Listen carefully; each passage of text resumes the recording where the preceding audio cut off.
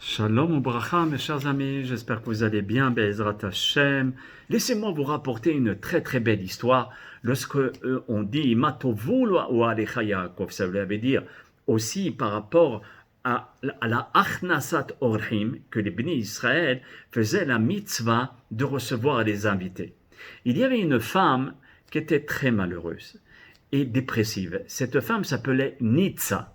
Elle arpentait les rues de Bnei Brak et elle marchait pour essayer de trouver de l'argent à manger. Et à ce moment-là, elle allait chez le Rav Kanievski, chez la rabbinite Kanievski Zechronona Libracha. Et elle était chargée de sacs Nitsa et elle rentrait à chaque fois chez la rabbinite Kanievski. Elle trouvait là-bas, Baruch Hashem, un repas chaud et nourrissant et aussi un lit confortable pour la nuit. Regardez, dormir chez la rabbinite Kanievski et le Rav Chaim Kanievski, quel mérite! Ça veut dire cette personne qui était indigente, malgré tout, elle avait un mérite de mettre ses pieds dans la maison d'un grand tzaddik, une grande tzaddikette. Et même si l'appartement de la rabbinite était très petit, mais son cœur et le cœur du Rav étaient grands comme le monde.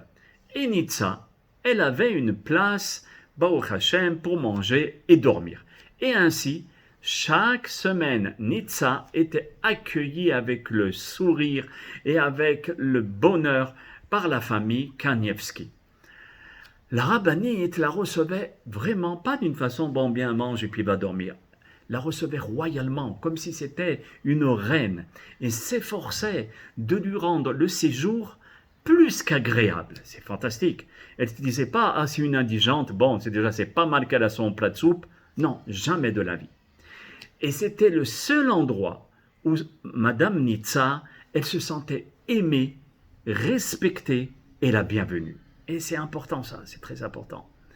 Une nuit, alors que la rabbinite dormait, le Rabbi Chaim, le Rav, le Rabbi Chaim Kanievski, il rentre chez lui avec son compagnon d'études et ils commencèrent à étudier ensemble la Gemara. Le son agréable de leur voix, de leur étude résonnait entre les murs de la maison, mais comme je vous ai dit, c'était un tout petit appartement. Et Nitsa, elle s'est réveillée au son de leur voix et ça lui a pas plu. Donc elle sortit de la chambre et elle cria au Rav Kanievski, Shlita, mais silence, vous ne voyez pas que je suis en train de dormir? Réfléchissez 2 minutes. Comment nous on aurait agi? Non mais oh, là, elle a du toupet. Mais pour qu'elle se prend? C'est chez moi ici. Ah, le Rabbi Chaim Kanievski, à notre étonnement, il dit, tu as raison. Elle a raison. Nous allons, et il dit à son ami, nous allons étudier à voix basse. Et après, même, ils sont partis au Beth Midrash pour ne pas déranger Nitsa. C'est ça ce qu'on appelle un comportement de tzniut. C'est ça ce que Bilham a vu dans sa prophétie en voulant maudire le peuple d'Israël, mais qu'il a béni. Il s'est dit, c'est incroyable ce peuple. Non seulement qu'elle est invitée, non seulement qu'on lui fait des faveurs, mais non seulement on se tait et on dit elle a raison. Et c'est ça, si vous voulez, le comportement de tzniut.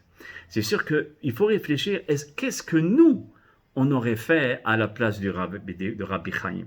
Mais ça, c'est un travail de tous les jours pour réagir de cette manière. Nous avons dit que le comportement de tzniut, comme à travers cette histoire, reflétait la discrétion. C'est pas chauffonner un âge. Tu sais, j'ai invité Madame X, ou bien avec le téléphone, tu fais le tam-tam. Toute la ville, elle est au courant que tu as invité le pauvre d'à côté, ou bien l'indigent, ou bien la personne qui était en difficulté. Et toute la ville est au courant. Non. C'est ça, si vous voulez, la tzniut. C'est ce que Bilham a vu. Cette discrétion. Ça reflétait vraiment l'intériorité des Bnei Israël. Et ça, mes chers amis, c'est ça qui a influencé Bilham à ne pas les maudire. À très bientôt, mes chers amis. J'espère vous retrouver dans d'autres cours, Be'ezrat Hashem, B'siyata Dishmaya. À très, très, très bientôt.